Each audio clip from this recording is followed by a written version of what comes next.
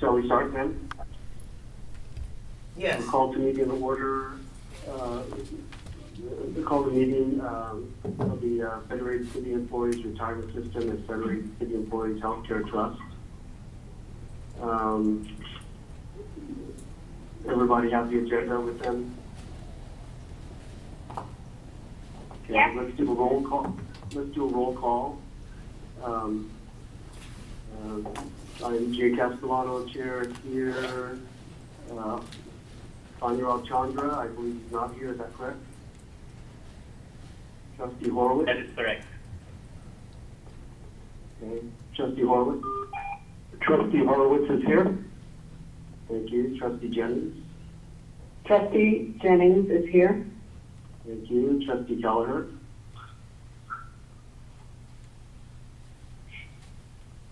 Trustee Kelleher? Is Mark here? He may be on mute. He may be on mute. Trustee Orr? Trustee Orr is here. Thank you. Trustee Sun? Trustee Sun? Yeah, I'm here. Okay. So let me double back. Trustee Mark Kelleher, are you on mute? Are you with us? Yes, I'm here. Okay, thank you. All right. Under orders of the day, we have the one agenda item. I do have a procedural matter to deal with ahead of time, and I will jump into that. There are some instructions. Thank you, Council, for providing this to me. Just to give everyone an idea, it's about a page and a half of text. I'll read through it. It'll go fairly quickly, I believe, but it'll be very instructional. Under the global financial circumstances posed by the coronavirus outbreak, there is an immediate need for the board and its committees and ORS staff, Office of Retirement Services staff, to need to consider current risks and opportunities impacting the retirement fund's multi-billion-dollar investment portfolio.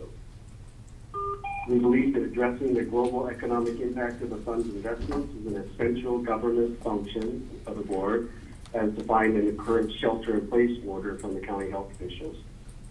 Based upon the governor's emergency orders of March 13th and 17th, which suspended certain provisions of the state's open meeting laws, and the obligation of the board and its committees to fulfill their fiduciary duty to preserve and protect the assets of the plan for the health and welfare of our members and their beneficiaries, the board intends to proceed as follows, and I have 5 items here. The board and its committees will notice special and regular meetings in compliance with the Brown Act notice and agenda requirements as revised by the governor's orders. 2, the meetings of the board and its committees may take place with any and all trustees appearing telephonically. A quorum does not have to be located within the city limits. 3, the board has designated the accessible offices of the Office of Retirement Services on North First Street as a single physical location from which members of the public may participate in board and committee meetings. We also may make electronic and/or telephonic access available to the public, in which case we may dispense with the physical public location as authorized by the governor. When making the ORS premises available to the public, the board and its committees will designate one or more ORS employees to be physically present at the ORS offices in order to facilitate the public participation in the meetings, subject to the relevant social distancing requirements also imposed by civic and health officials. Given their function, we believe that these employees are exempt from the Santa Clara County shelter-in-place order. And number 5, all persons attending the meeting must identify themselves upon entering the meeting, whether physically, electronically, or telephonically. The chair will provide members of the public an opportunity to comment at appropriate times in the agenda. Moving forward, this procedures shall remain in place until further action of the board. So those 5 I just mentioned. As a preliminary action necessary to our proceeding with today's agendized items, I call for a motion to confirm these findings and procedures. So could I have a motion to accept these finding procedures. I would motion that we accept the finding procedures. Is this Trustee Keller? Thank you, Trustee Keller. Can I have a second? Trustee Horowitz, I second. Very good. Thank you very much, Trustee Horowitz.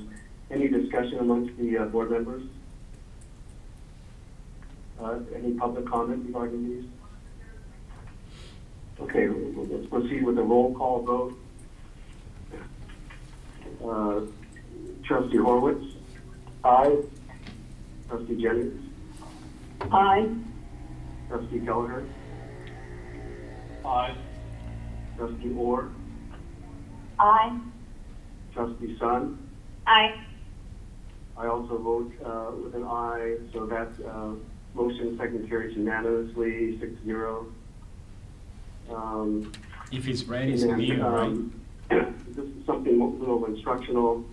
Today, all votes will be roll call votes. If you are not speaking, please be on mute to cut background noise. Thank you very much.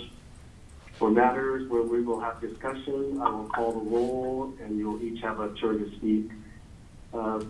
Just a reminder, as Ms. Alexander had provided earlier, please do not interrupt the speaker. Please take notes and ask questions and make comments later. The chair will give the public an opportunity to speak on each agendized item, and again at the end of the meeting, under public comments, to speak on any item not on the agenda that is within the subject jurisdiction of the board. And lastly, we will continue to explore improved technology to allow broad participation in the board's deliberations. So with that, orders of the day, we just have the one agenda item that's got a couple of attachments. And with that, I'd like to turn it over to Mr. Polani for introduction and discussion. Thank you, Chair Castellano.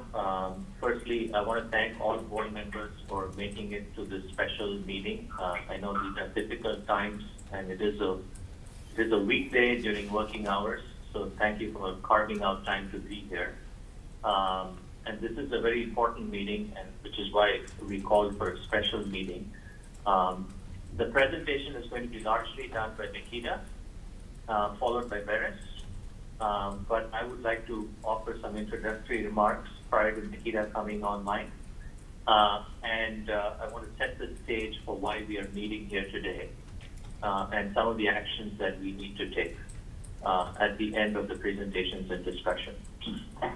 So firstly, obviously this is a tragedy of epic proportions, this virus, and has tremendous medical and healthcare ramifications to it. I'm not qualified to speak on that part of it, but it also has some economic ramifications, and it has some ramifications for investing, and that's the part that we are here to tackle today. As you all know, some of you have been on the board longer than others, and some of you are participants in the plan. We've had a defensive posture in our plans for a long time, and that has actually come in handy. Now, through the bull market, it seemed like our returns were average compared to our peers, but this is what we were preparing for. We were preparing for a market meltdown, and if a meltdown happens, to lessen the impact for our sponsor. Now, if you look at your current portfolio, there are several parts in that portfolio that have actually protected us. Now, you can never completely insulate yourself from a downturn because obviously if you were to do that, you would be 100% in short-term cash, and then you will get no returns from your portfolio. But what we've done instead is we have managed and put together a globally diversified portfolio that's helped us in this downturn. And Laura Whiting from Nikita will later on give you some numbers, some estimates in terms of the impact it's had on our portfolio.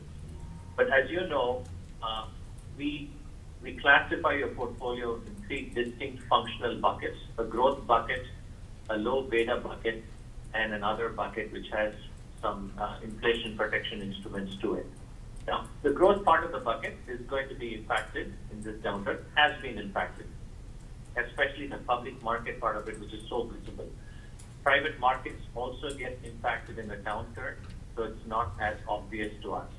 Now, on the low beta side, that part of the portfolio, which has been created to minimize the impact of a downturn, we have 7% allocation to absolute return strategies, 15% allocation to short-term investment-grade bonds, and a 5% allocation to immunized cash flow, for a total of 27%. In addition to that, in the other bucket, we have 2% in tips and 3% in foreign bonds. So that's a total of about a third of the portfolio. It was really designed to immunize us from any downturn. Now, having said that, you've all seen what's happened in the market over the last month and a half. On February 19th, the S&P hit a high of 33.93, and that was the bull market that lasted over 10 years. Finally, the S&P peaked at 33.93 on February 19th, and since then, we've been on a decline. Now, each black swan event is different. In 2008, 2009, it was the global financial crisis, and this time it's been caused by a pandemic. Right? Now, let's look back at history. Over the last 100 years, we've had 12 bear markets, and the median drawdown for those bear markets was 34%. This time around, on March 23rd, the S&P hit a low of 2191, and that was 35.4% down from its February 19th peak.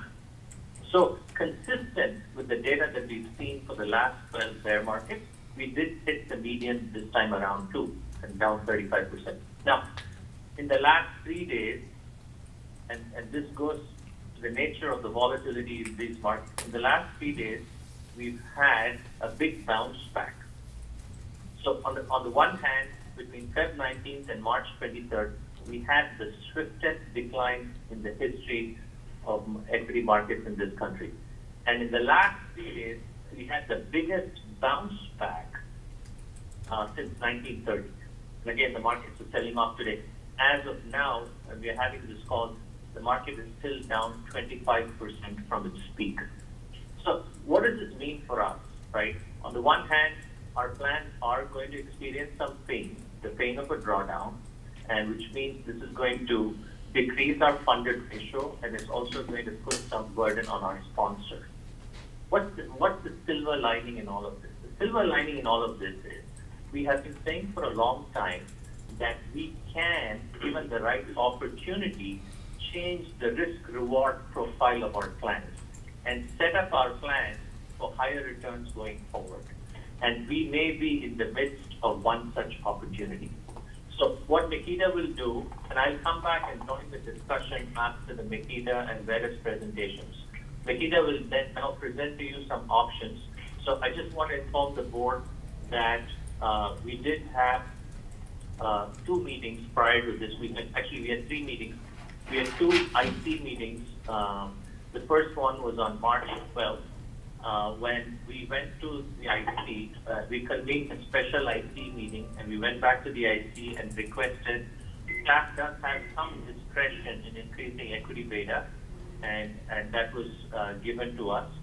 And on March 24th, both Makeda and Veris made detailed presentations to the IC with a subset of options that to present before the board.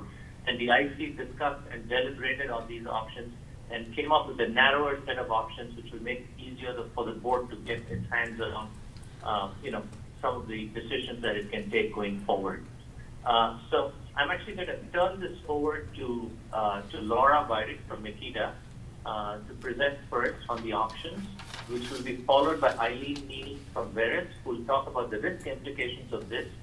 And then after their presentations, I will come back and give you some comments and suggestions and recommendations, and then we'll open it up for trustee discussion.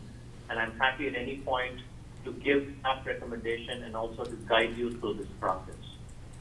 Thank you all, and I'm going to turn this over to Laura Weirick now. Great. Good morning, everyone. Can you hear me? Yes. Yes, thank you. Okay, thank you. Great. So to follow up on Prabhu's comments, we did run an estimate for performance through yesterday. Private markets are always difficult to determine how they performed on a daily basis. If you were to hold private markets at a zero or unchanged valuation from what we have in our financial information from your custodian, the portfolio we estimate would be down about 9% since year end. If you were to use a public market return for private markets, the overall return would be down something more like 13% for the year-to-date period. Given the sort of huge drop in equity markets that we've experienced lately, we expect that that portfolio return is probably pretty attractive relative to peers. That would bring the fiscal year-to-date return, if you do hold private markets at 0 to less than 5% down. We will update you once we have more returns for that private markets portfolio. So in terms of the presentation today, we have a document on asset allocation, which the investment committee has probably said has seen a couple times before. If anyone has any questions throughout the presentation, please stop me. I'll try to leave some pauses. And Chris Theodore, another consultant on our team, will help me present the document as well. So in terms of the attachment, the Makita updated asset allocation analysis dated March 2020. We have updated this document since the investment committee meetings. There's been many iterations. We started working with Prabhu and his team and looked at spreadsheets and spreadsheets full of different possible asset allocations to bring to the board, and went back and forth on those quite a bit. We narrowed those down, and then when we came to the investment committee, we still had about 8 options for them to consider, many of which were really similar, and so we were able to narrow those down as well further. So in terms of the asset allocation process, I think most of the trustees on this call have seen our analysis in the past, but we'll try to go through in detail without wasting anyone's time and try to be as concise as possible. So as you all know, there's a trade-off between risk and return. Historically, the Federated plan, given the constraints of the city and the expressed desires of the city, has been less equity heavy than peer plans, therefore has not kept up in strong equity markets like 2019 with peers. However, we think protected better, as Prabhu mentioned, in stress market environments. We've had a couple examples of those, like the fourth quarter of 2018, and then also the first few months of this year. And so, we don't attempt to time financial markets, but certainly equities look more attractive than they did on December 31st, 2019. So we do a lot of types of analysis in this document. We start with mean variance optimization, and then we add on things like historical scenario analysis and stress testing. So if you take a look at page 3 in the presentation, I think this chart is both depressing and interesting. It illustrates how much more difficult it is for pension plans and investors in general to earn a rate of return that is necessary to pay benefits. You can see that in the 1980s and 1990s, really, you could have been 100% bonds and had a guaranteed return that would reach your 6 3/4 actuarial assumed expected return. A 65-35 equity bond portfolio, however, as we sit here in 2020, is no longer expected to earn that 6 3/4 return. So unfortunately, plans must take on more risk in order to meet their benefit payments. On page 4, you can see an overview of mean variance optimization. Mean variance optimization takes into account an expected return, a standard deviation or volatility level, and also a correlation between asset classes for every individual asset class that you model. Makita Investment Group puts together an annual asset study every year using end-of-year data from the prior year. We've been doing this for our 40-year history. We think we have as good a process as possible. We also think it's important that we're an independent firm and we don't manage any assets because we have no vested interest in trying to inflate one return or deflate a different volatility to try to get the clients to invest in a certain area. And we think it's a very academic, rigorous process. But that said, putting one number on an expected return for 10 or 20 years for an asset class is very difficult. And we know that it won't be correct. So really, we will highlight the relative differences between different asset classes and therefore asset allocations. Some of the drawbacks of mean variance optimization are that it assumes a normal return distribution, and we all know, especially having lived through the last couple of months, that markets have fat tails and crashes happen more than a normal distribution would necessarily indicate. It also assumes that there is a stable volatility over time. So we all know that today is more likely to be volatile because yesterday was, but the mean variance optimization model necessarily assumes that each day's volatility is equal across the time horizon that you look at. So these drawbacks of mean variance optimization are why we show other types of analysis like historical scenario analysis and stress testing, and Chris will talk more about that later. I'll skip ahead to the main page in this document for you to consider, which is page 6. So I apologize if these numbers are somewhat small, but we wanted to show you the underlying asset classes for each asset allocation here. So you can see on the far left on page 6 the Fed current allocation that probably we just talked about. At the very bottom, you can see the equity bond mix of each asset allocation. So, you know, how you classify some of these individual asset classes is a bit subjective. For example, core real estate is in the other bucket. Everything else in the other bucket, with the exception of commodities, is a fixed income asset class. So we think core real estate has a bit more equity risk than those other fixed income asset classes. We also put private debt into the growth bucket and include that in the equity allocation. And that's another asset class that's sort of in between equity and bonds in terms of things like return and volatility and liquidity. And so we've tried to summarize at the very bottom how much equity and bonds each of these asset classes hold, each of these allocations hold. So the bond percentage includes emerging markets bonds, high yield bonds, absolute return, short-term investment grade bonds, cash equivalents, TIPS, investment grade bonds, and long-term government bonds. And then equity includes everything else, just for your information as to how we're calculating that equity bond mix. So we have the Fed current allocation on the far left, which Makita expects to return an average of 7.3% per year with a standard deviation of 12%, and we think it has a 58% chance of achieving the 6 3/4 actuarial assumed rate of return over the next 20 years, with, again, a 65% equity, 35% bond mix. Then we look at 3 other potential mixes here, mixes A through C for your consideration for adoption. And then for comparison purposes, we show mix D, which is the peer median asset allocation, and then a 60-40 global portfolio. I know we all hear a lot about why don't we all just invest in a 60-40? So we like to show that as a comparison option as well. The peer median, I would take with a grain of salt. Mix D is based on self-reported information for the investor force public defined benefit universe of plans over $1 billion. But many of them report in different ways. For example, San Jose breaks out its emerging markets equity allocation from developed market equity. Many peer plans might have just a non-U.S. equity allocation and not a dedicated target to emerging markets. So if you look at mix D, peer plans had reported that they had 22% outside the U.S., which is exactly what the Fed current portfolio has. So I would take it with a grain of salt how this shows the breakout of emerging markets relative to developed markets.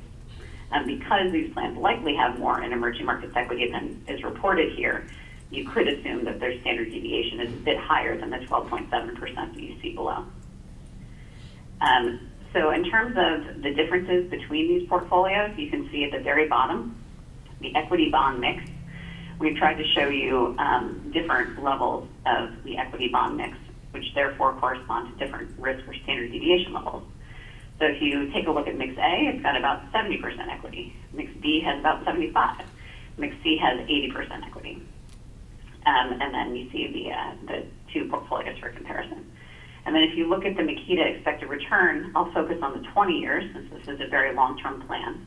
You can see that the current portfolio has a 7.3% expected return per year. Mix A has 7.5%, Mix B has 7.8%, and Mix C has 8%. So we wanted to present you with some different options here that show different levels of risk-return trade-off for your consideration. With that, I will mention one last thing before turning it over to Chris. If you take a look at page 8, we show here the peer universe, which consists of 65 plans, some of which don't report every individual asset class. And these are their allocations as of December 31. You can see here that there's a pretty wide range in terms of how much U.S. equity plans have and how much alternatives plans have. It narrows a bit for some of the other asset classes. But, you know, as we've mentioned and as we talk about usually each quarter, San Jose's asset allocation has had less equity and more fixed income and alternatives than peers recently. If it's all right with the board, I will turn it over to Chris to go through some of the other types of analysis. Laura, this is Jay. Yes. Hi, back on page 6. Could you please talk about that first column, the Fed current vis-a-vis the investment policy statement, asset allocation, the ranges in the asset allocation in the policy? These numbers are Are absolutely. we supposed to wait? Could you talk about these Ask questions? in terms of the ranges? Yes. Yes. So each of these asset classes, it's best practice to attach a target range to, and different plans use that target range in different ways. You all have a rebalancing policy in your investment policy statement where your chief investment officer and his team are able to move within those ranges and rebalance it with up to 10% one way or the other. Some funds and plans that we work with will not rebalance unless their asset classes get outside of those ranges. They might not have authority to do that, but your team does have authority to do that. And so if a new asset allocation is adopted, we'd recommend that we come back with a confirmation of target ranges so that the board can consider them. And the numbers shown here are the actual allocation. These are the targets. Portfolio. These are the targets, and so, you know, you do have an overlay through Russell Investments, and so, you know, generally, you know, many other plans sometimes will drift quite a bit from their target allocations, but because you all have that overlay in place and staff is diligent about rebalancing, typically you stay quite close to your target.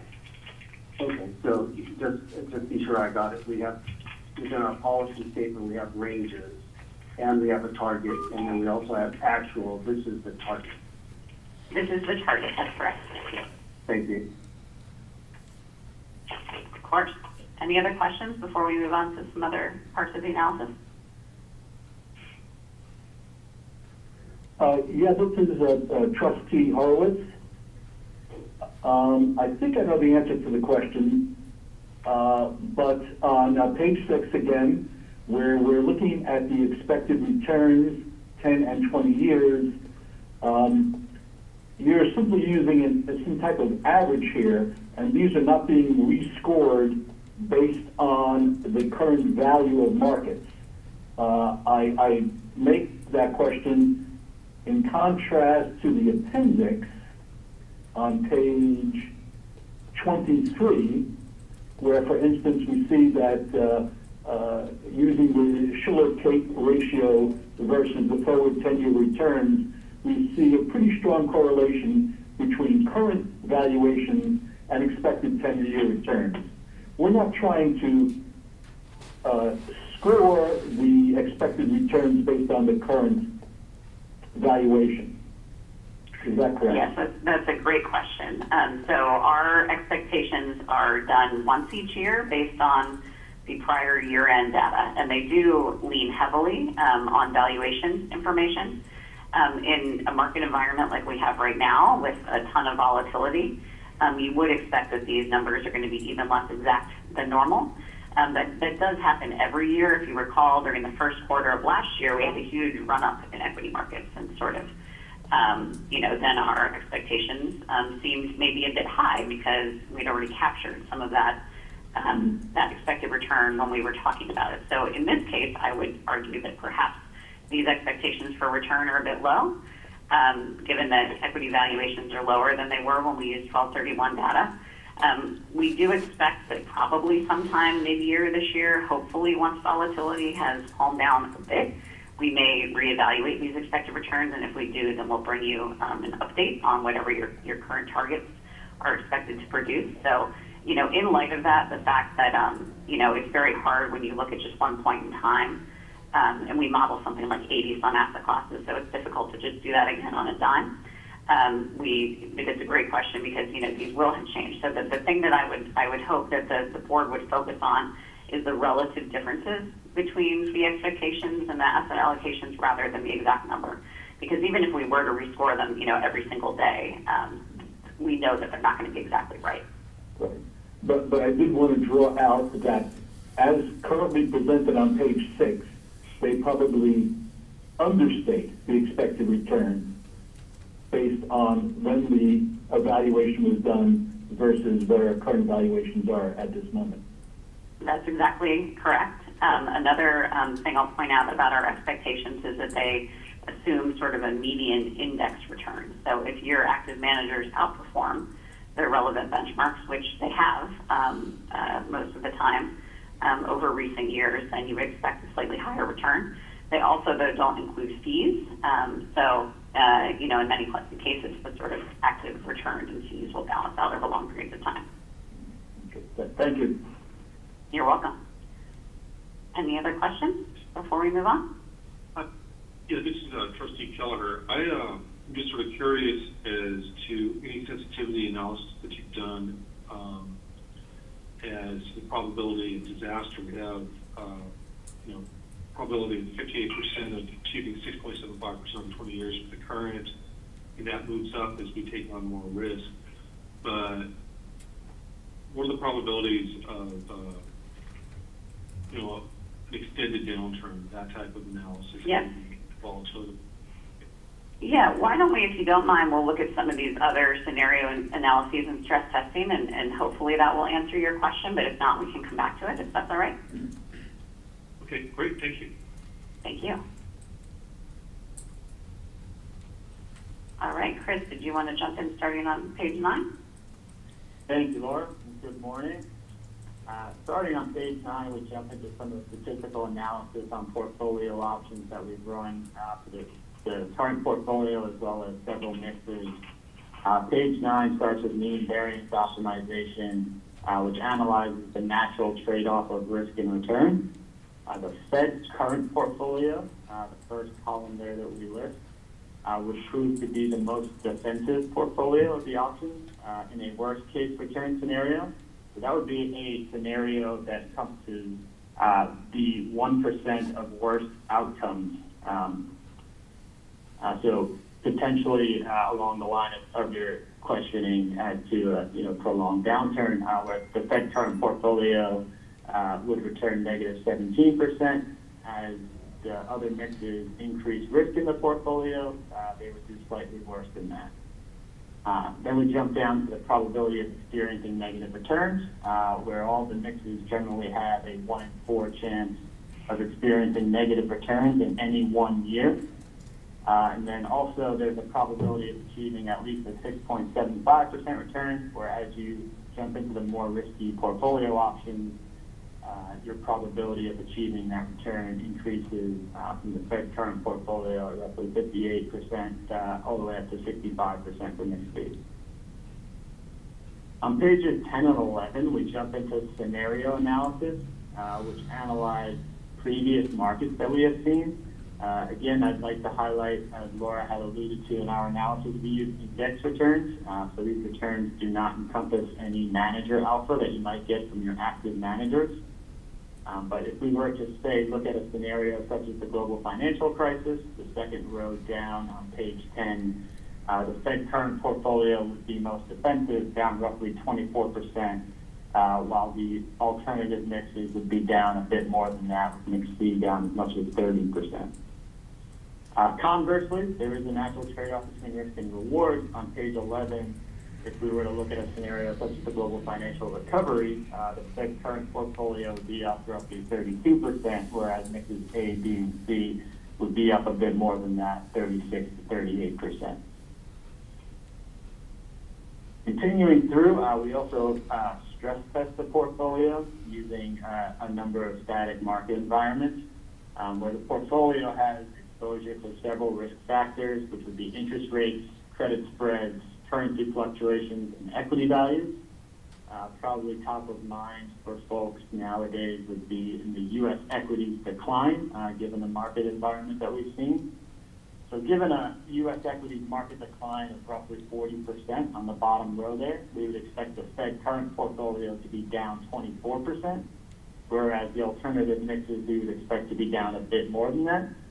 And then conversely, we run that same type of analysis towards the upside for positive market returns on page 13, where if U.S. equities rose 30%, the Fed current portfolio would be projected to be up 15%, whereas the alternative mixes would be up in the high teens, 17 to 18% area. Also wanted to touch base on economic regime management, which starts on page 14. Here we highlight global macro forces, which we think are important in looking at portfolios, including interest rate surprises, inflation surprises, growth surprises, and systemic risk. We'll note that growth and systemic risk are the factors that pay off best, and we've run each of the portfolio mixes and noted the portfolio sensitivity of each of these options along those lines on page 15. So continuing to highlight the natural trade-off between risk and return that you could take with your mixes. Page 16 and further on, we jump into kind of the sausage making of setting our capital market expectations.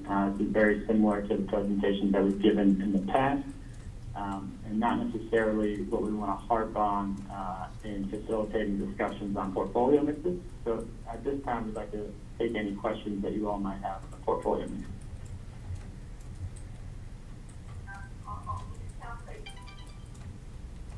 Any questions from board members?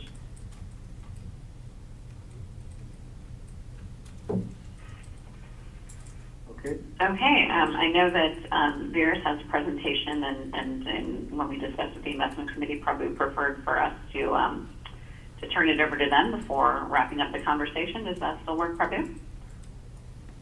Yes, thank you. Great. Well, good morning, trustees and staff and folks from Kita. This is Eileen Neal with Veris, and I trust you can hear me all right. If you don't, please speak up. But our presentation is item 1.2, and I will begin on slide number 2 to basically sort of frame out the main observations we have from a risk perspective of these alternative asset allocation mixes to be considered today. So Prabhu did a very nice job of laying out the reason why we're actually meeting today, obviously based upon recent market events and the fact that there is potentially an opportunity to capture some of the expected rebound from these very depressed levels. So joining me in speaking today is my colleague, Danny Sullivan, who you all have met before and heard from before. So on slide 2, just again to summarize our main observations about the alternative asset mixes being considered today. As Prabhu mentioned, the board has elected to bucket its capital allocations in 3 main buckets. And so these mixes that are being presented today are all in some shape or form presenting a shift of capital from zero beta, that zero beta bucket, into the growth bucket. So that has a number of effects on the risk profile of your portfolio.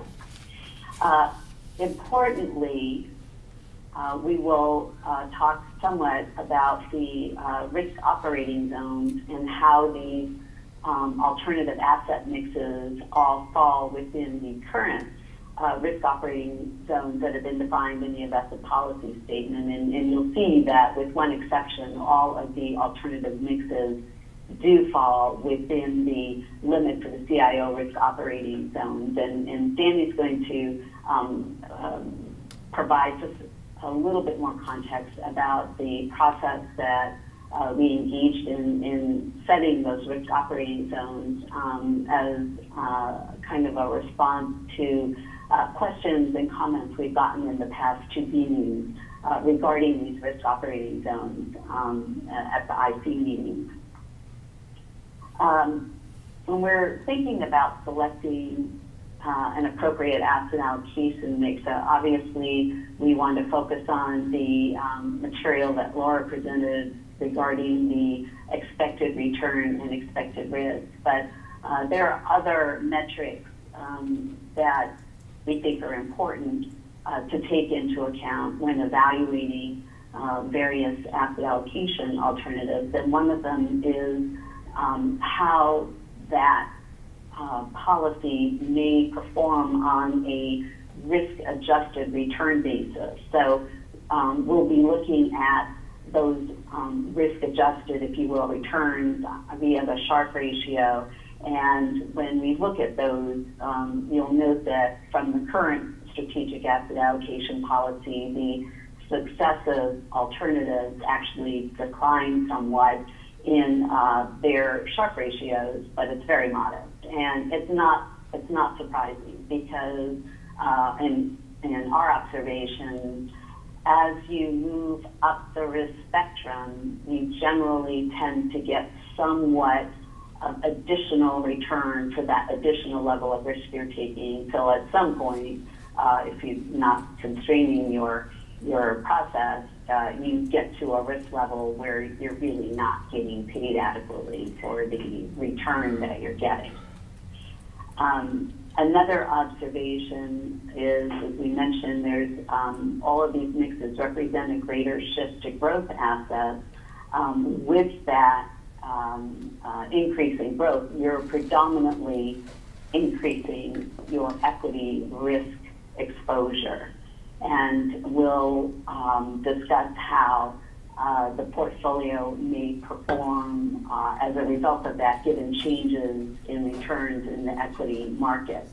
And you'll note that the new higher growth mixes do exhibit modestly higher betas, equity betas, relative to the current strategic asset allocation. So that contribution to risk from equities is another consideration to take into account when comparing these different alternatives. Lastly, another key source of risk in the portfolio is interest rate risk, and we measure that via duration risk exposure. And you'll see that the duration risk is not significant in the current portfolio, the current strategic asset allocation policy, and it does not become a greater risk in these higher risk portfolios, these higher growth portfolios.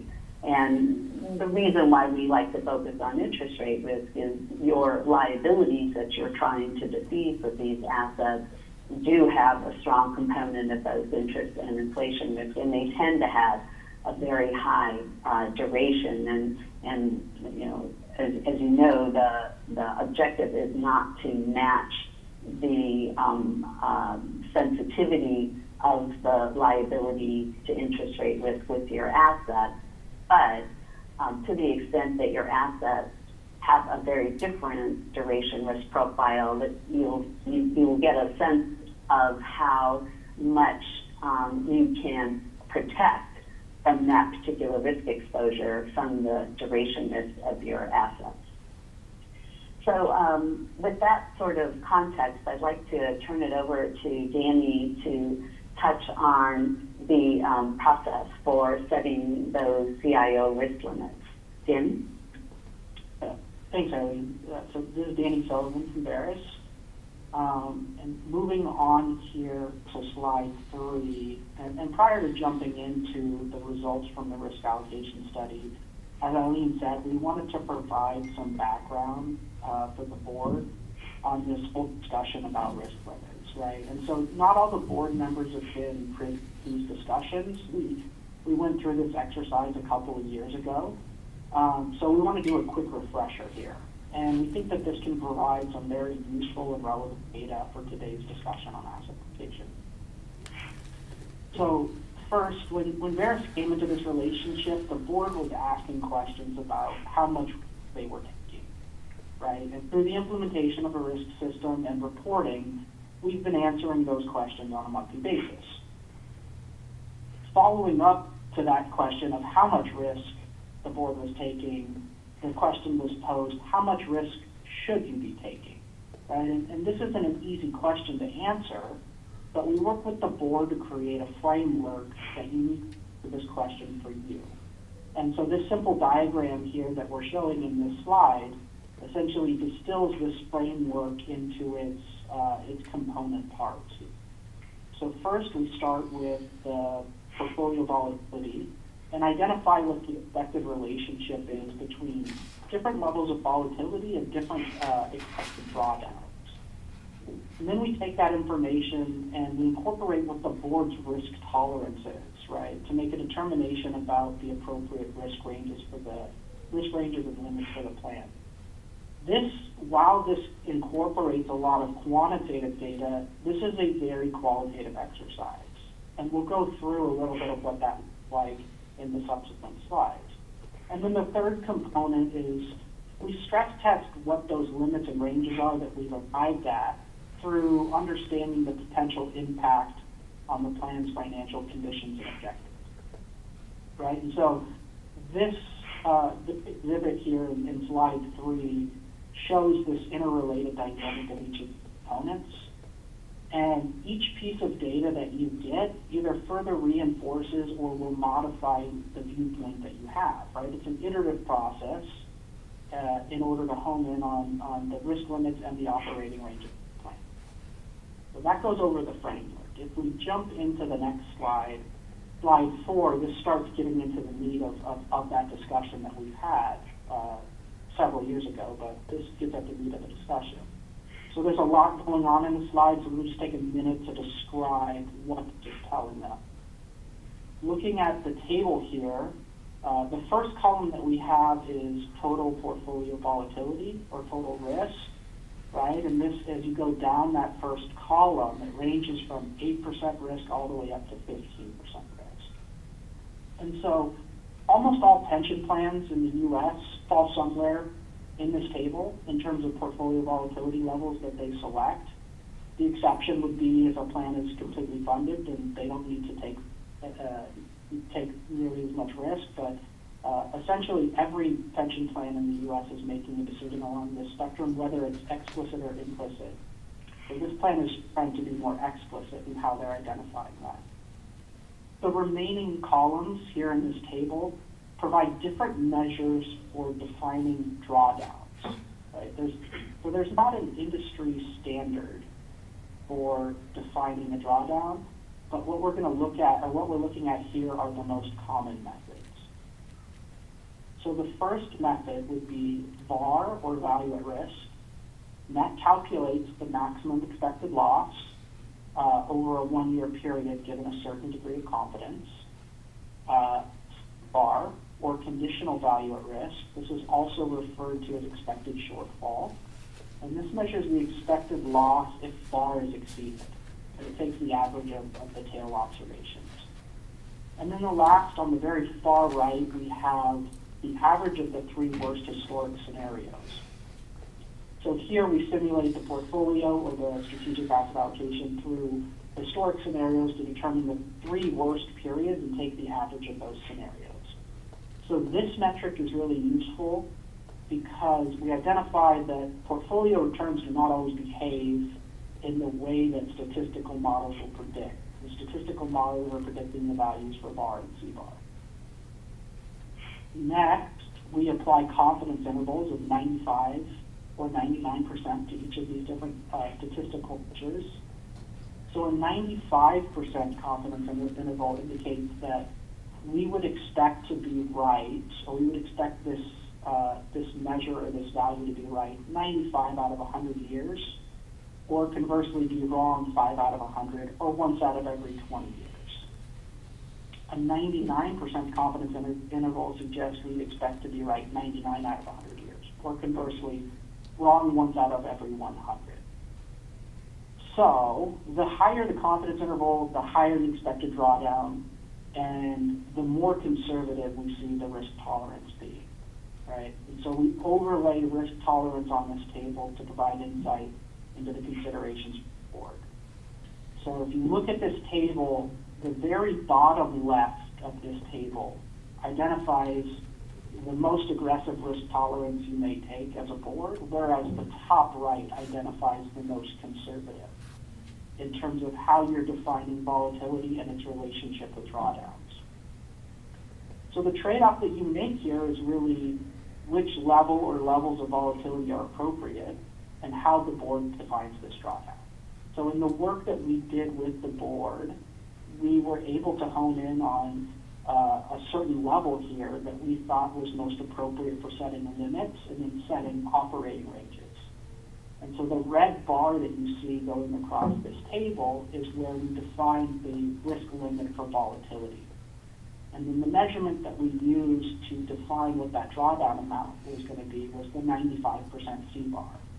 So we said at a 12% volatility level, we expect 1 to 20 year event to be a 25% drawdown, and that's what we want to try and avoid for this.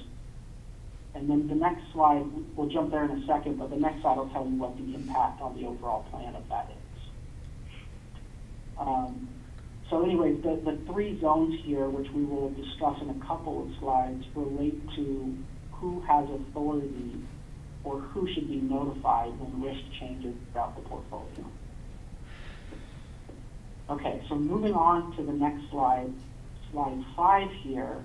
And again, there's a lot going on in the slide, and I apologize for the density of these two slides, these last two slides here, but we're trying to distill a lot of these conversations into the shortest amount of slides possible. But let me run through what we're showing here. So based on discussions with both Veris and Chiron, the board selected 3 metrics to focus on when monitoring risk impacts through time. They wanted to understand the impact on the actuarial funded ratio, the impact on city contributions, and then the impact on interest cost. And so interest costs, sorry, go ahead. Okay, sorry, I thought somebody was interjecting there. Interest costs, if you think about the plan as similar to like a mortgage, right? The interest cost is basically the amount of interest you're paying on that amount. It's not actually causing the principal or the liability to fall there. It's the amount of interest you're paying each period. So what we have here in these two tables is Chiron measured the impact of several different scenarios for the plan. We have the baseline, or the current assumptions, assuming that the current assumptions are met over the next 10 years. And then there's drawdowns applied of 20, 25, 30, 35, and 40%. And then we can see what the impact is on these different actuarial metrics. So in these drawdown events, we assume these happen in fiscal year 2020, and then the plan achieves its assumed rate of return in the subsequent years. Each of these tables are looking at these different scenarios over a 10-year period. So let me just quickly talk about the two tables that we have here. The first table looks at a single year observation. And so what this does is it says, how low does the funded ratio go throughout a 10-year period if we suffer this drawdown? How high do city contributions go in a 10-year period if we suffer this drawdown? And then similarly with interest costs. And then the second part of that table, you can see what that change is, what the impact of that change is relative to your baseline value. The second table is our 10-year cumulative. So this gives you kind of a more holistic view of what that impact is, because we're looking over a 10-year period. Looking at, after 10 years, what would our fund ratio be? How much would we have paid in city contributions, and how much cash flow would there have been in terms of interest costs? And then similarly, the columns to the right there are showing the change that would occur. And so this was the framework that was used to define the risk tolerance for the board. So when we discussed this, the 25% scenario is really where there was traction and where there was the most consensus in terms of what the plan should be avoiding. So as you toggle through this slide and the previous slide, you can really hone in on exactly what the impact is and understand that relationship between volatility, drawdowns, risk tolerance, and the impact on financial conditions. So moving on to the next slide, now we can actually jump into our discussion here on asset allocation. So here what we've done is yeah, Trustee Horowitz here. Quick question on that last slide 5. Looking at the lower chart, 10-year cumulative, when we say baseline, negative 40% drawdown for 10 years, are we assuming that's a drawdown and there's no subsequent recovery for 10 years? Good question. So we assume the drawdown happens in fiscal year 2020, and then the plan achieves its assumed rate of return in all the subsequent years. Okay, thank you. Yeah.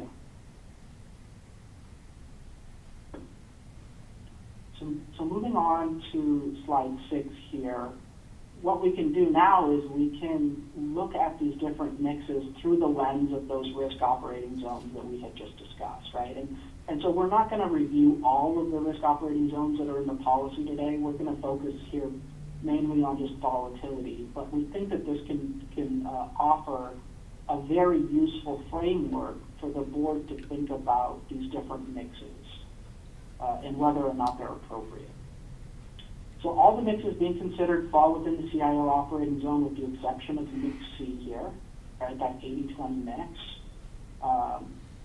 And then from the lens of volatility limits and zones set in the IPS, any of these other mixes could be considered appropriate.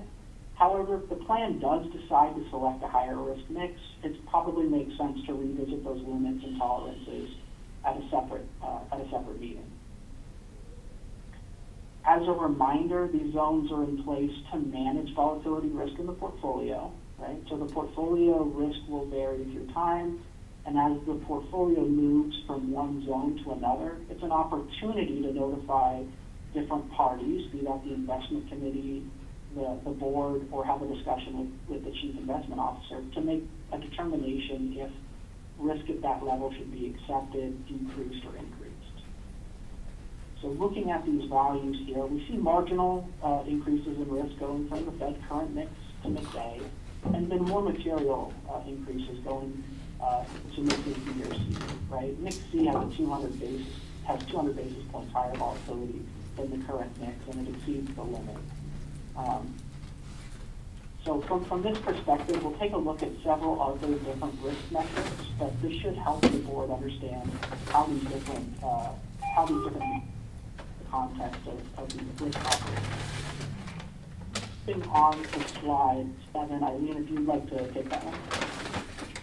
Sure, Danny, thank you. So as I mentioned at the start, we are evaluating multiple risk-based metrics in order to determine which may be the best alternative for you all to consider adopting. And here what we are showing are the Sharpe ratios for these various mixes developed by the GM and staff. And the way we, for those of you that may not be familiar with the Sharpe ratio, the actual calculation is the expected return minus the cash or T-bill return, and then the result of that divided by the risk, the expected risk of the portfolio. So in this case, we're using we want to be consistent, so we're using the Nikita expected return as the numerator, and then as the denominator, the risk that Danny just covered on the prior slide. So all of these are apples to apples. And you can see that the current policy, the current strategic asset allocation, actually has the highest Sharpe ratio relative to these other alternatives. And as we increase our risk, that Sharpe ratio just modestly declines. And I have to emphasize the word modestly, because if this were presented in single digits, they'd all be essentially the same. They'd all round to 0.5. So while there is modest decline as you get higher in your risk exposure, the fact is that a 0.5 Sharpe ratio is considered to be a very healthy Sharpe ratio for an institutional portfolio, and whether it's 0.47 or 0.45, you should consider yourself being indifferent to that, because it is essentially not statistically significant. I'd say the only real distinction here is the 60-40 mix. That is a 0.39 Sharpe ratio, although that in and of itself is still a relatively reasonable Sharpe ratio. So essentially what the Sharpe ratio, which you can conclude from that, is you would be indifferent based upon the risk-adjusted return, really across these mixed alternatives. If you turn to the next slide, I also mentioned at the beginning that the sensitivity of the portfolio to equity risk is another consideration, particularly since equity risk is the main contribution to your overall fund risk and is a key driver of both the results and the return results and the risk of the funds.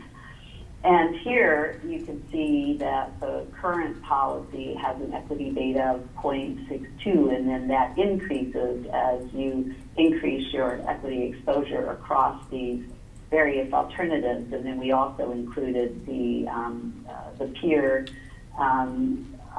alternative as well as 60-40. So the way to interpret this is for every percent, if you will, change in your equity return. Let's say your equity return increases by 10%, then your current portfolio would increase by 6.2%.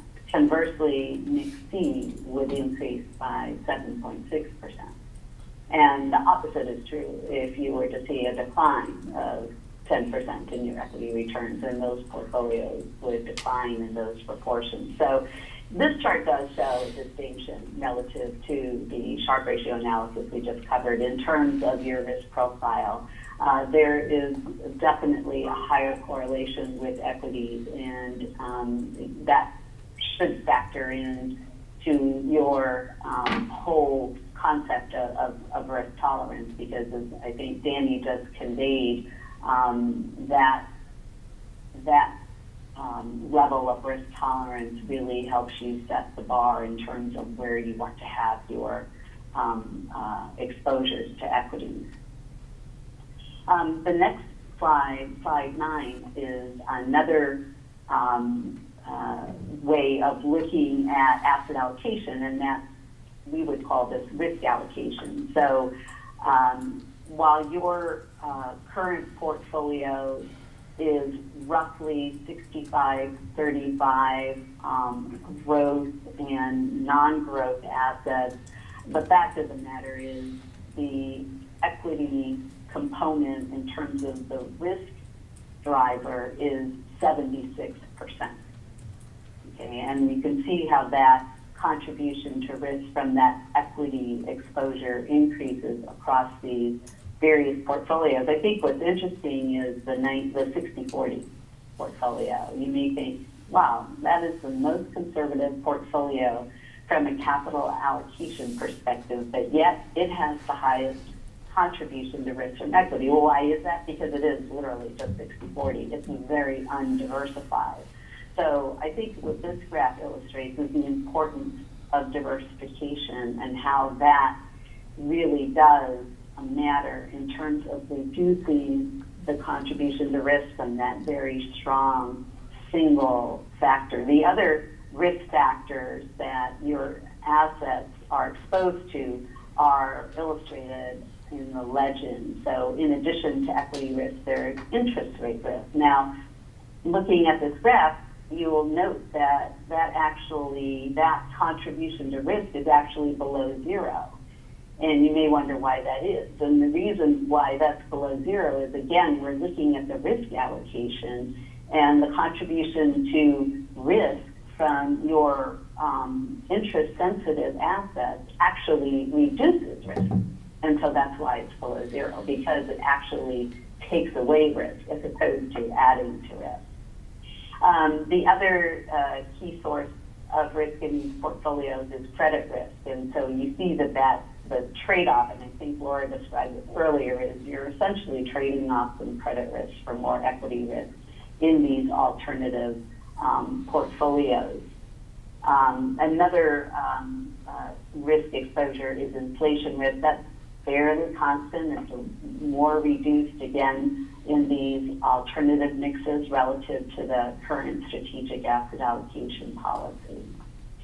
So that is another dimension to think about in terms of selecting the appropriate, or what you feel is the consensus view. The next slide is a brief discussion about that last risk exposure. We just talked about that interest rate risk, and I'm going to let Danny make some comments there. Sure. Yeah, thanks, Eileen. So I'll just briefly touch on this because as Eileen has already highlighted, it is not a major source of risk throughout any of these mixes, but we can help. I think it's useful to think about what the impact on these different mixes are in terms of the sensitivity of these portfolios to interest rate movements, right? So in the case of Federated current has a duration of 1.97, call it 2 years. Right? And that means that if interest rates were to fall 1% tomorrow, we would expect this portfolio to be up 2%, or 1.97%.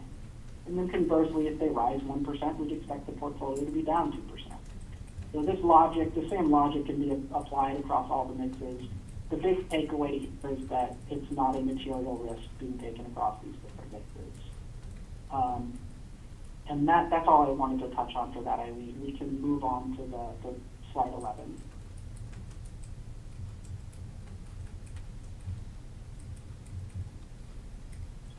Eileen, are you there? Yes, sorry, I forgot to take off the mute button.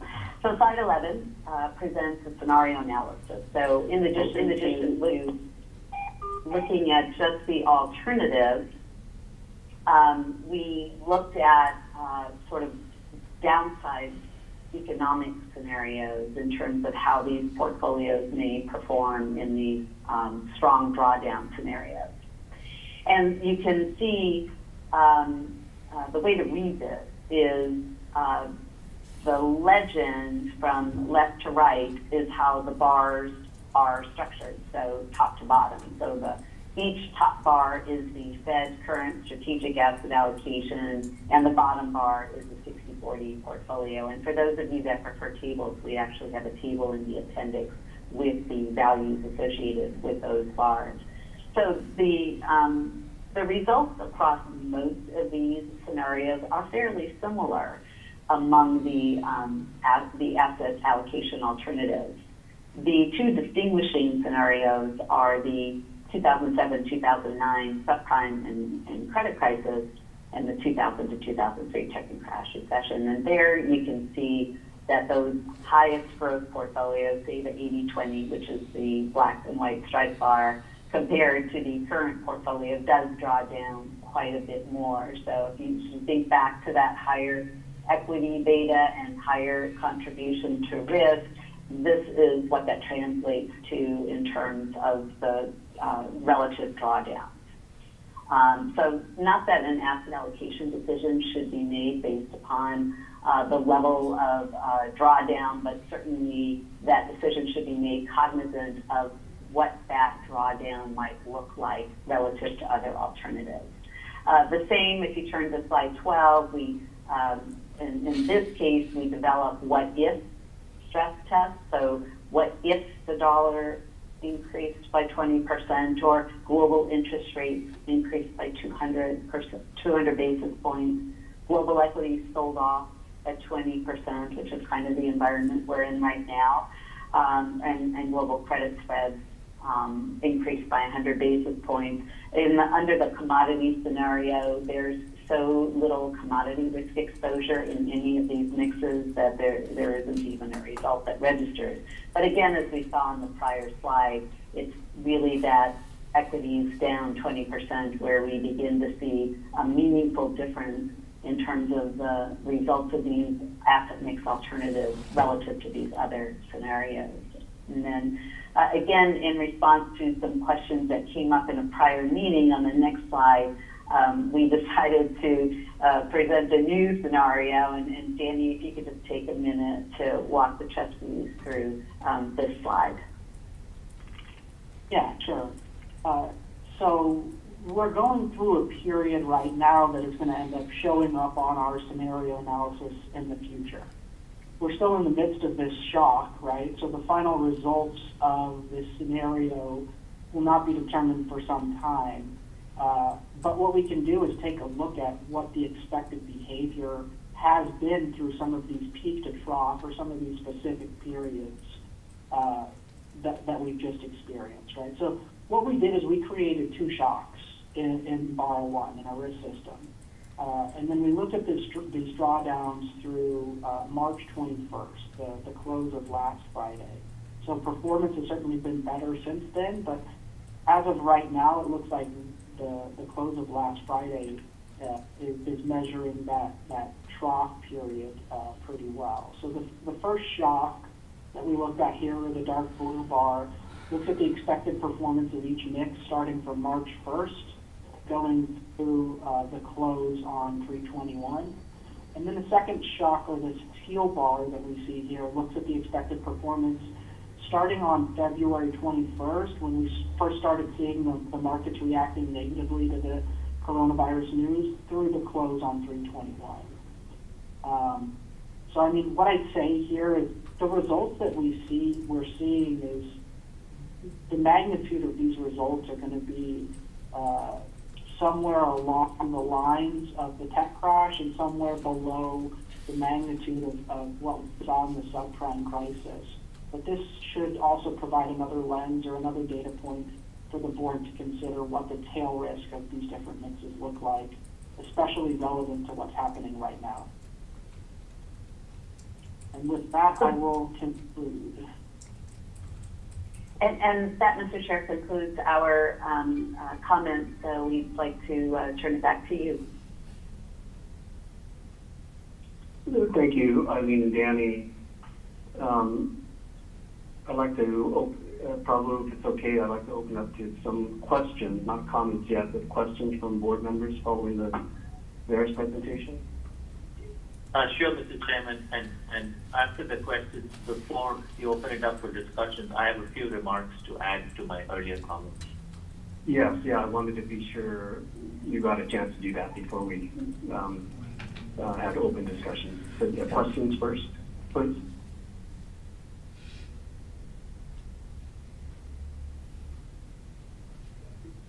Well, I have one for Eileen, Danny.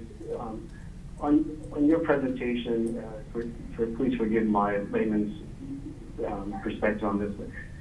You talked about the different characteristics of the different scenarios, and then Danny, I think you spent a bit of time on the potential consequences of the different scenarios.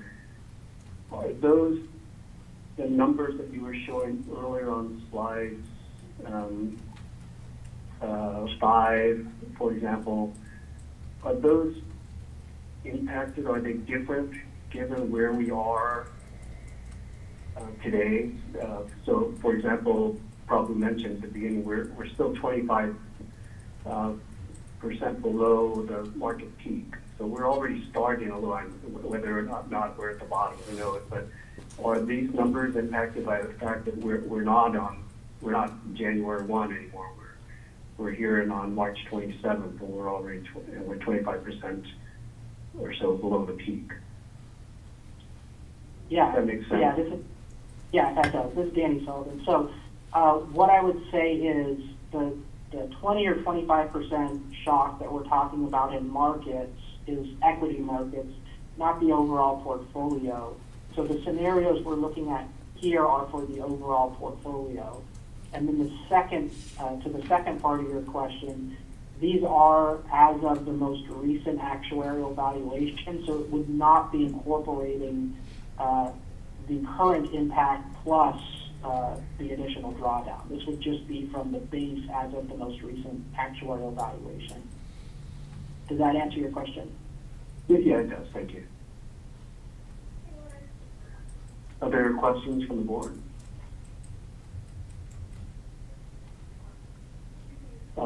So probably we may be ready for your part then. Thank you, Mr. Chairman. I did want to address a couple of questions that were raised. I also have a few remarks, and hopefully I can sort of set this up for an easier discussion among trustees. So I think you had raised a very important question about, if everyone can turn to slide 6 of the Makita presentation, and you see this first column called Fed current. And Mr. Chairman, you'd asked a question about, are we here at this? Is this our target, and where are we today? And I think that's an important question. So a couple of years ago, so there are two types of asset allocations. There's strategic asset allocation and there's tactical asset allocation. And strategic asset allocation is just a long-run asset allocation. As a plan, where do we want to be? Do we want to be 60-40, 65-35, 70-30, and so on? What is the risk-return trade-off that we are prepared to take? And typically, strategic asset allocation is held for a long period of time. We do revisit it annually, and we may make some minor adjustments. But by and large, we make a decision saying we want to be 60-40 or 65-35, and we hold it for a long time. Tactical asset allocation, on the other hand, is asset allocation changes that happen more often in response to market changes. Now, we made a decision a couple of years ago that we will not be making tactical asset allocation for two reasons. One is we didn't think we necessarily had the expertise to time the market. And secondly, even if you are successful, it's very hard to measure the success of tactical asset allocation. So we made a policy decision on the staff side that, and the board accepted this, that we will not be indulging in any tactical asset allocation. And so the strategic asset allocation that you see is our actual allocation today, with one caveat, and I'm going to come to that. Secondly, I want to address Trustee Horowitz raised a very important question on the Makita expected return on the same slide 6. So obviously these are, the analysis was done prior to this current meltdown. And so I would say one rule of thumb that we can use today, and this is not scientific or accurate by any means, but at least directionally it will be correct, is if you look at the 20-year expected return to Makita, Fed current is 7.3%, mixed A is 7.5%, mixed B is 7.8%, and so on. Given that we've had a 25% drawdown, and you spread that over 20 years, you can say compounded, it's about 1% or 1.1% more today than it was on December 31st. So you can say that the expected return for Fed current is about 8.3, mixed A is about 8.5, and so on. And you won't be too far off. So I wanted to address those two issues that were raised because I think it's important. Now, you heard some very sophisticated analysis from Makita and Veris, and I want to thank our investment consultants because they've really risen to the task here over the past month, both Makita and Veris. We had Fed special IC meetings on March 12th and March 18th. The sister board, the Police and Fire Board, also had a special investment committee meeting, and they also had a special board meeting on March 18th. In addition, we had multiple investment committee meetings on March 24th.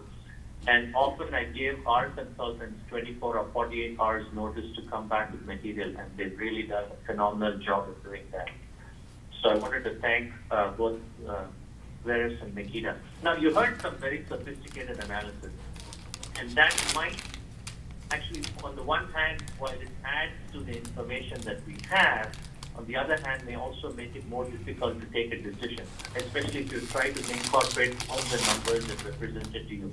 So I'm going to try to make this a little simpler. I'm not trying to dumb this down in any way or talk down to anybody, but if I can just simplify this, then it may help decision making going forward. But before I do that, and the chair also referred to this, have we reached a market bottom? We will never know that, right? Only in hindsight we know. I did mention before that our peak drawdown as of now was on March 23rd, and we had come down 35.4% from the peak, which matched the median drawdown of the last 100 years. Now, having said that, in the great financial crisis of 2008-2009, the drawdown was 57%. In the tech wreck of the early 2000s, the drawdown was 49%. Now, no two black swan events are the same. Very hard to time the bottom, right? But we do know that asset prices are significantly cheaper today than they were a month ago. At least that should help us make a decision going forward, right? So I just wanted to point that out. Now, if you look at Fed current, we are, again, I'm referring to slide 6. If you look at the bottom line, it says equity bond mix. Right? Approximately where we are today, 65-35. Right? So 65% allocation to equity-like instruments and 35% allocation to bond-like instruments. Right? Now, mix A takes us from 65-35 to 70-30. Right? So it's not such a big difference in terms of increasing your equity beta. And I'll actually break that down a little bit more so it's easier to understand. Now, mix B then goes to 75-25, which would mean a 10% allocation away from bond-like instruments to equity-like instruments, a slightly bigger move from the current. And mix D, of course, is an 80-20 allocation, and I'll address all three mixes. So if you look at the current mix, 65-35, I did mention to you earlier that we are at this strategic asset allocation mix today with one caveat, and that is this. So the staff currently has discretion to be within plus or minus 10% of the bank. So if you take equities, if you just take public equity, if you look at current, Fed current, U.S. equity is at 13%, developed market equity is at 10%, emerging equity is at 12%. That's a total of 35%. So when asset prices started declining, we actually went back to the IC and said, even though we have the discretion to do it, we had two special IC meetings where we communicated our desire to the IC to go up that band within that 10%. Now, normally that band is there not for us to make tactical decisions, but it is there so that we don't need to frequently rebalance the portfolio and incur unnecessary transaction costs. But we felt that we were in an environment where if we start rebalancing the portfolio, then we will take advantage of lower equity prices. So even though it is at 35%, we are actually technically, the IC said, no, we feel very comfortable if you want to go to 38.5%. And over the past, and ever since we've had those meetings, we've been trying to increase our equity allocation within that 10% band. Now, we are not there exactly at the 10% band for a couple of reasons. One is that even as we started buying equities, the market started falling, so we are playing catch up to that upper limit of that 10% band. And the second reason is we won't know exactly whether we are at that limit, because while public equity prices are very observable in the market and we can see on a daily basis what our values are, private assets don't work the same way. So we have some stale prices on the private side.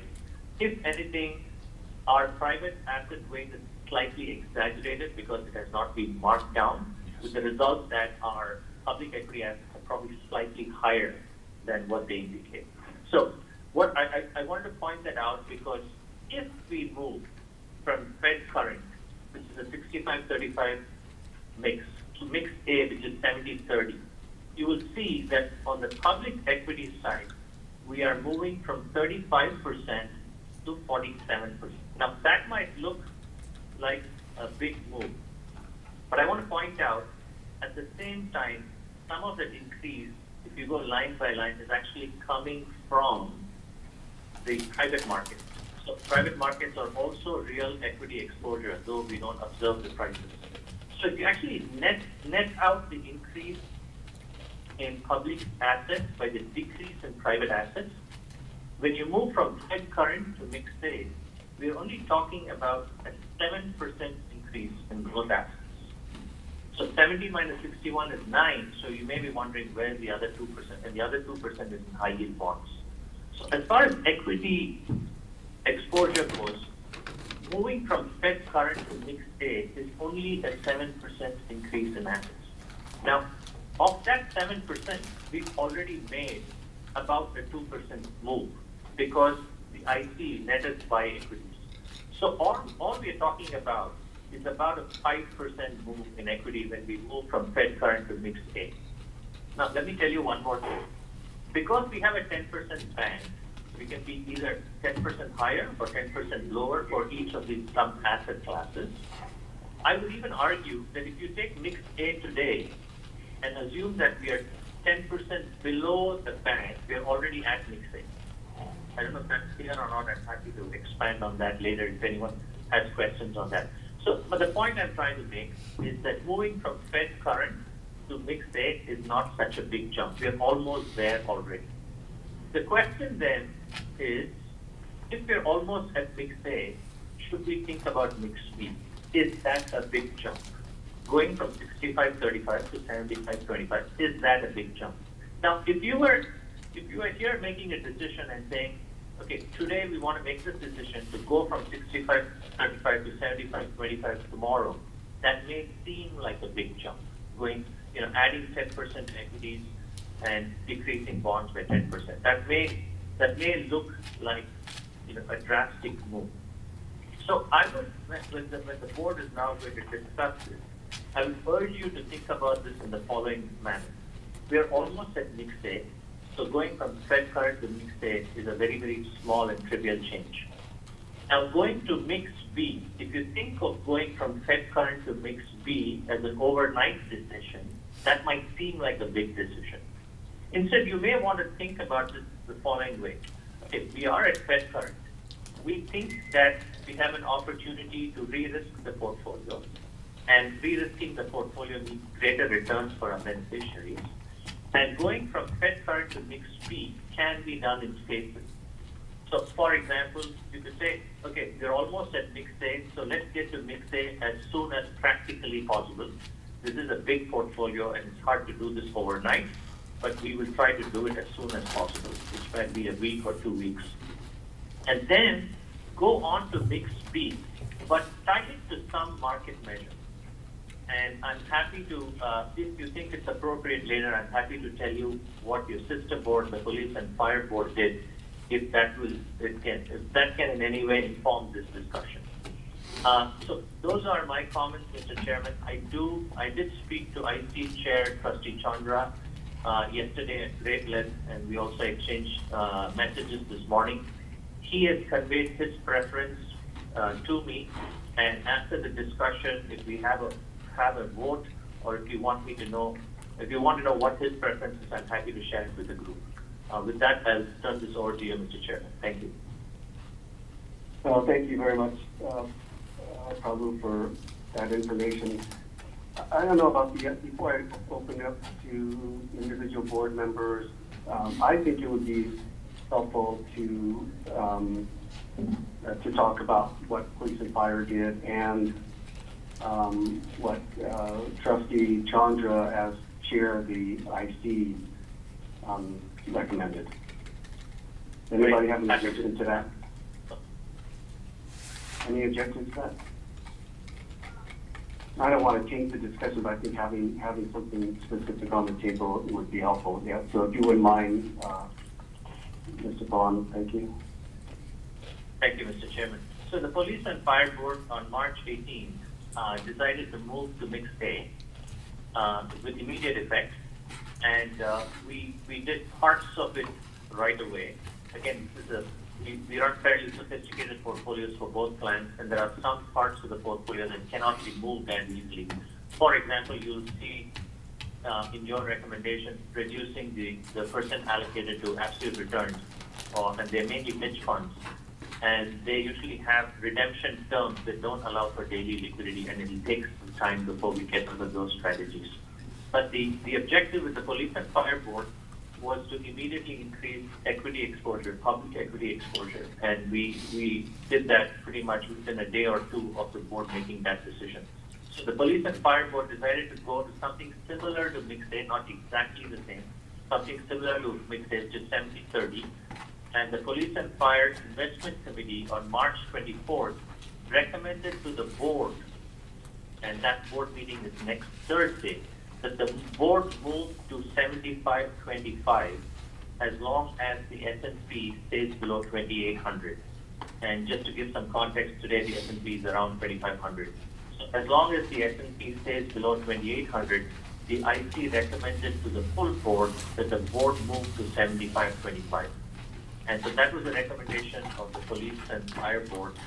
And I had a chance to discuss extensively with Trustee Chandra, and Trustee Chandra is fully supportive of moving to Mix A right away and having the Federated Board consider moving to Mix B at some S&P, tying it to some market level.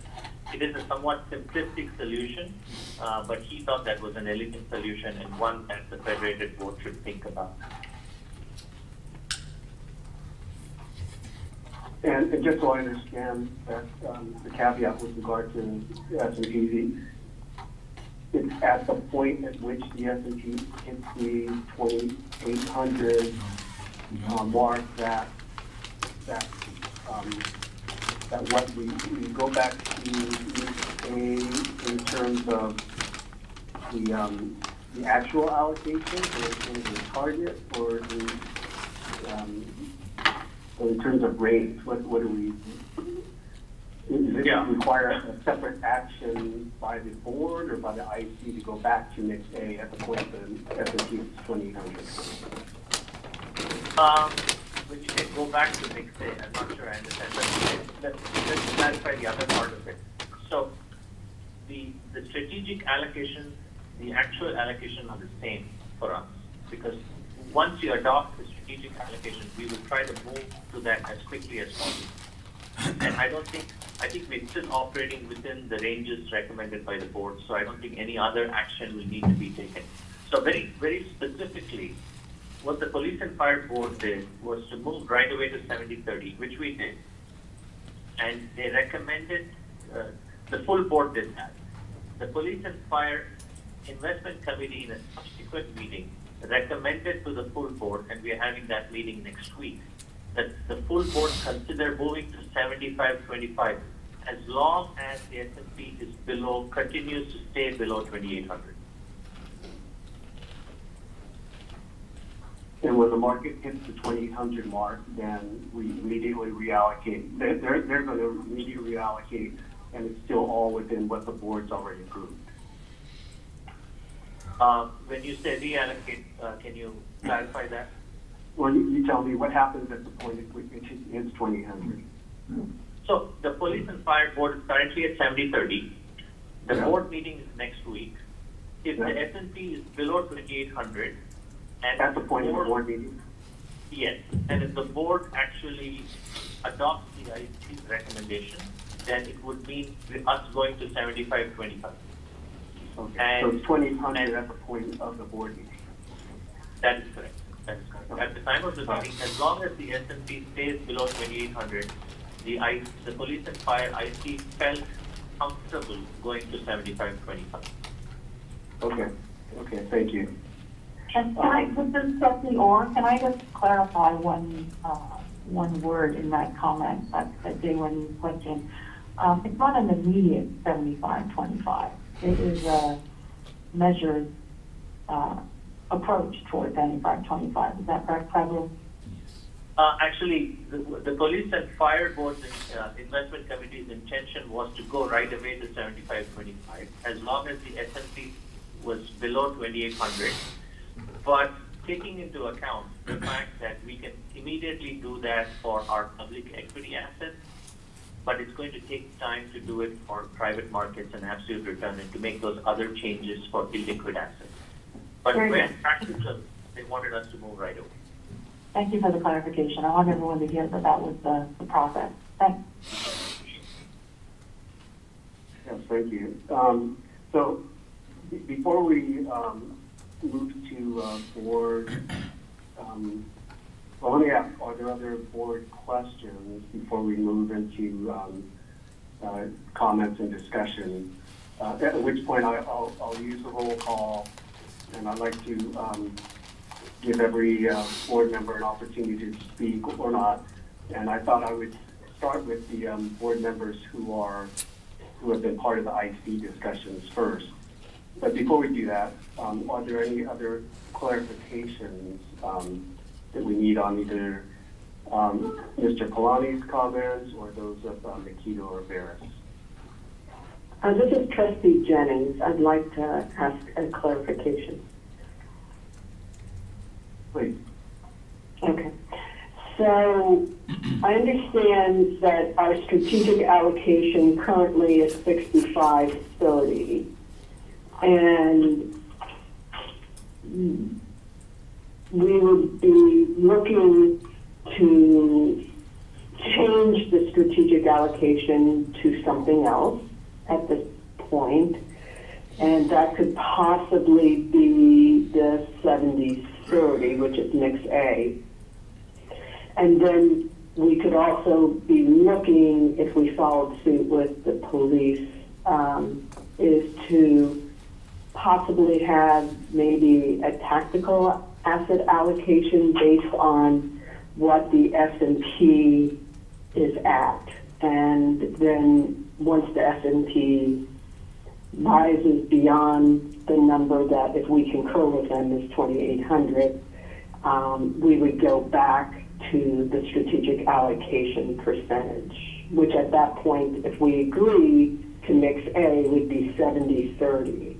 Did I reiterate that correct? Not exactly. So let me clarify that, and I think I was probably not very clear when I said this. So you are right that we are at 65-35 today, and the recommendation was made to the Police and Fire Board to move to 70-30, and they accepted that. And the Police and Fire Investment Committee came back further, and in fact, we had not, when we had the special meeting with the Police and Fire Boards, we did not offer them options of 75-25 and 80-20. And so the board specifically asked staff and consultants to come back with additional options with higher risk. And so this was at their meeting on March 18th. On March 24th, we had a Police and Fire Investment Committee meeting, and we presented the higher risk options to them, namely the 75-25 and the 80-20.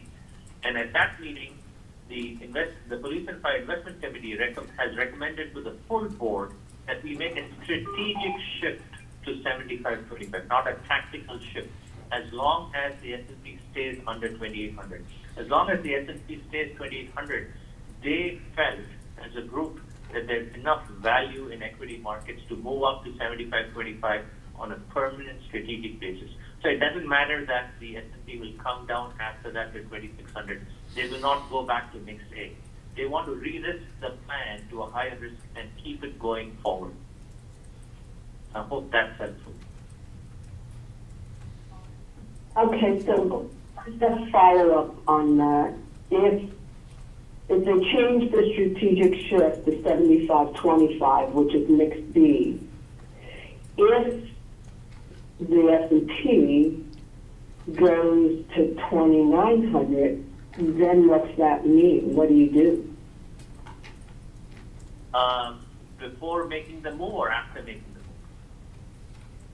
the move? Let's say they agree to the 75-25. Okay, they change their strategic allocation to that, but it sounds like they changed it with the caveat of where the S&P is at. Is that correct? That is correct, yeah. As long as the S&P stays below 2,800. So what happens if it goes over 2,800? Then what? I think if I may, Trustee Jennings, it's the 2,800 at the point of the police and fire board meeting next week. So if it excuse me, probably, but if you don't mind, if it, Trustee Jennings, if it goes above 2,800 before the board meeting next week, they stay with mix A. And if it exceeds 2,800 at the point of the board meeting next week, I'm sorry, if it exceeds 2,800 at the board meeting next week, then they stay at mix A. And if it's still below 2,800 at the point of the board meeting next week, then they go to mix B. Is that correct, Mr. Kalani? That is exactly right, Trustee Castellano. So the idea is really here we are thinking of re-risking the plan, right? We are trying to increase the risk of the plan. And the board felt, and the IC felt, that as long as equities are cheap and they have some, it's tied to some number at the S&P 500, they are comfortable re-risking the plan. So if next week when the board meets, the S&P is still below 2,800, if they accept the IC's recommendation, then we will move to 75-25. And following that, if the market does go up, they benefit from having taken on more equity exposure. Okay, so thank you. I understand. And for Federated, this is our board meeting, so, and the market, if we were to mirror that same caveat, if we're at 2,500, we would, 25 or 26, I can't remember what you had said, Mr. Kalani, but we would, if we had that same condition, we would be approving it today. So it's for us today unless we want to push it over to next month's meeting. That is correct. Good. Other questions, clarifications for Mr. Kalani or Makita Rivera? So this is the trustee Chan. I just want to make a comment regarding that S&P 100 reaching to 2,800. I know there is a police and fire board probably want to provide some sort of our threshold before they make the move, but I just want to give you a context of the 2,800 for S&P 500. So there's a long history for S&P 500, but we have gone through an extraordinary rally of the equity market ever since the great financial recession started in 2008. Prior to that, S&P 500 has never reached 2,000. S&P 500 reached 2,000 point at the year 2014, and then since 2014, the index has rallied tremendously. 2,800 is a very high number. So I just want to caution the board when they want to, if you want to follow the suit of the police fire board. Thank you. Any other questions before we start the roundtable?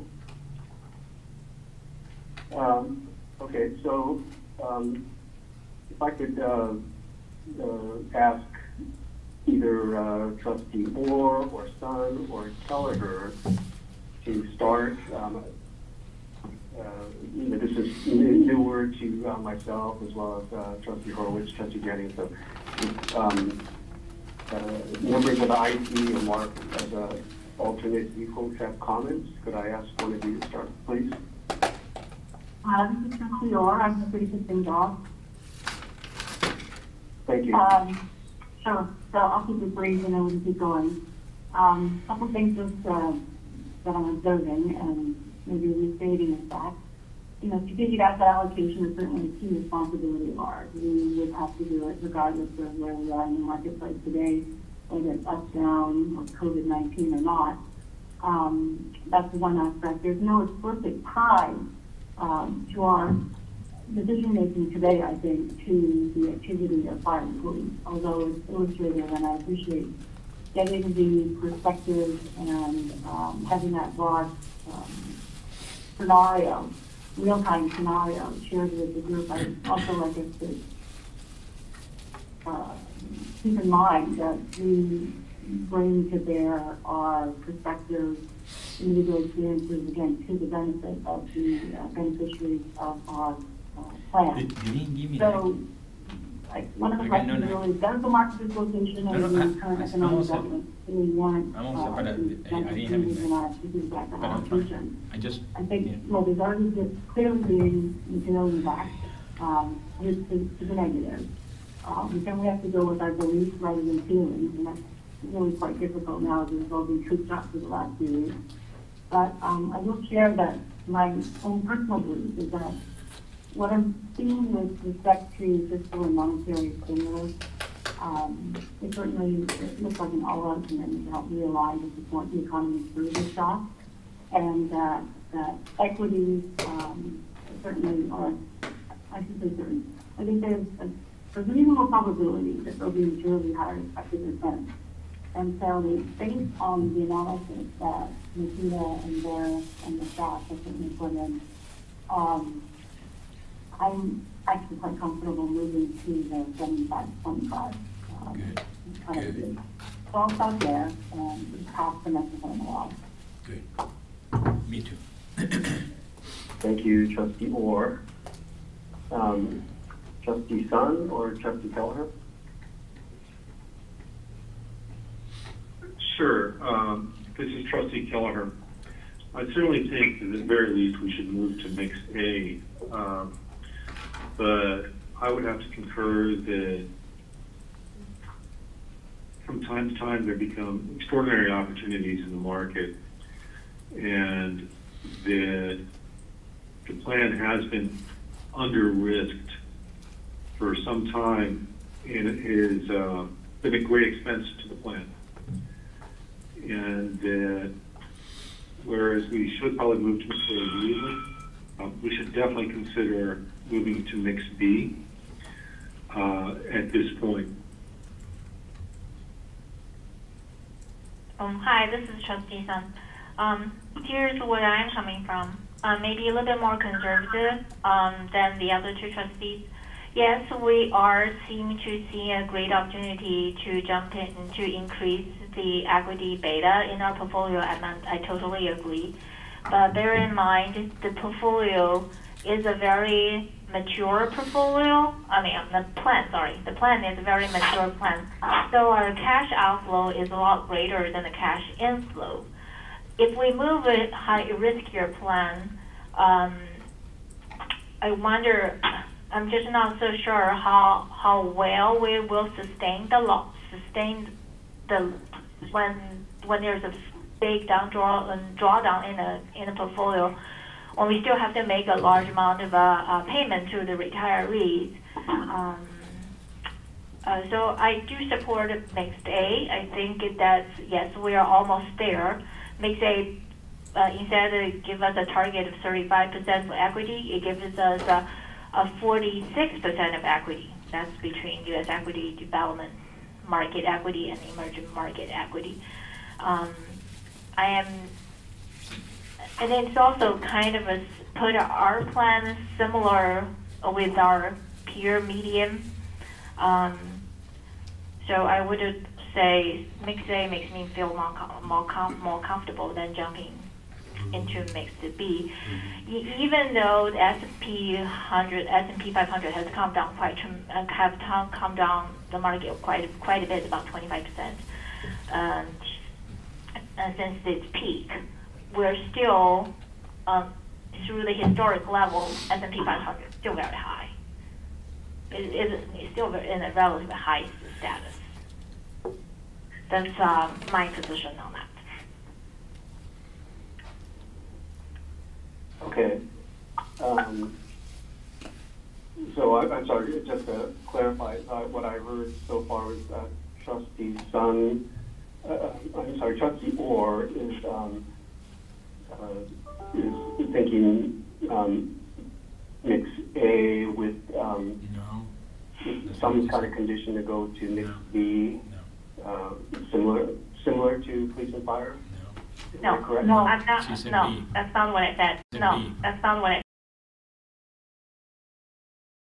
able to do that, but I know Prabhu and his staff had their hands full, so I want to make sure that we keep in mind that that's part of the job that we want to do as soon as possible, but I want to make sure that they also have the time to implement whatever changes are needed and keep track of what the market is offering. So it will be a joint effort, but my goal will be that sometime next week we're able to roll that out. The newsletter, however, will not be available until about mid-April, but other than the newsletter, we certainly can go ahead with emails, website, and perhaps some sort of a information and memorandum from our office to the City Council on the status. Okay, yeah, thank you very much. Yeah, in my thinking is that, this is, the plan is so large, the couple $2 billion, and the market has been so newsworthy,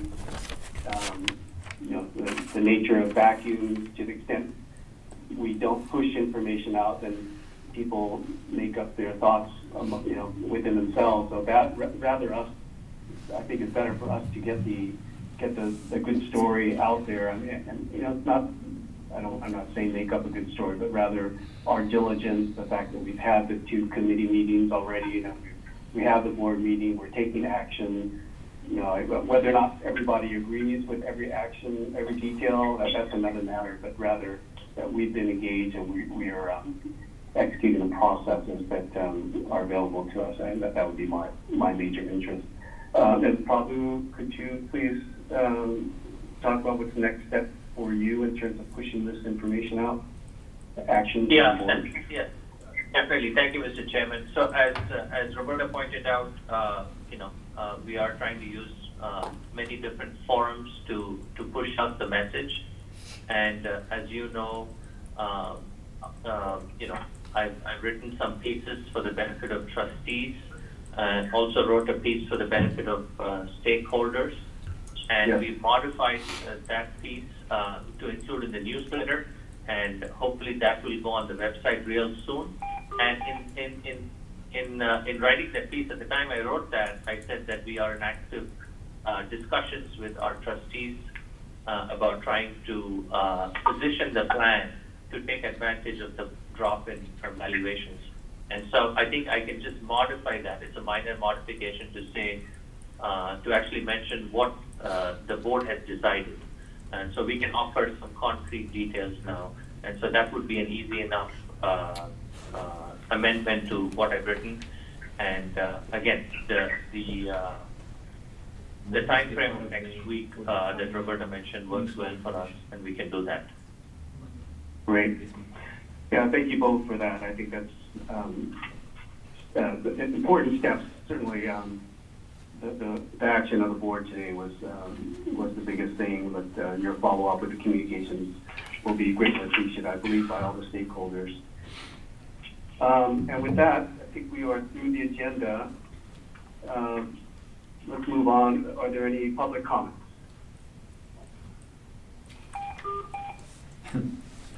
Well, hearing no public comments, we are now adjourned. Thank you very much again, everybody on the call, everybody on the phone call, and for everyone's ability to pull together and make this meeting happen on short notice.